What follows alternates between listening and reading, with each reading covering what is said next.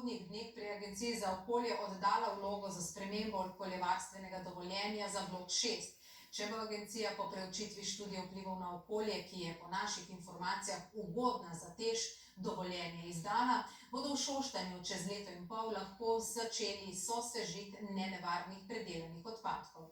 V lokalnih civilni iniciativi in ekološkem gibanju sosežigu nasprotujejo, na kar so danes opozorili še državnega sekretarja na infrastrukturnem ministrstvu, sicer nekdanjega prvega moža HSE-ja Blaža Košoroka. Sosežig pomeni prvi korak v smeri postopnega opuščanja fosilnih goriv, poudarja prvi mož TEŠ-a in še.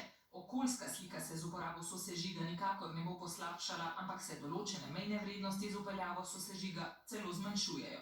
Govorimo o določenih metalih, težkih kovinah in oksidih. Podrobneje bo to razvidno iz poročila o okoljevarstvenih vplivih. Kdo jim bo dobavljal gorivo SRF? V kotlu bo poleg lignita moč kuriti do 6% zdajšnjega masnega deleža, še ni jasno. Bi pa to ob določenih dodatnih investicijah lahko bili domači dobavitelji. Ni smisel seveda uvoza tovrstnega materiala, ampak nacionalni pomen v smislu krožnega gospodarstva. Del šoštanjske civilne družbe je medtem na infrastrukturnem ministrstvu dobil vabilo v delovno skupino, ki je namenjena prestrukturiranju premogovniških regij, in v tem primeru bi lahko mi kot lokalna skupnost vplivali tudi na, na izplen za našo dolino.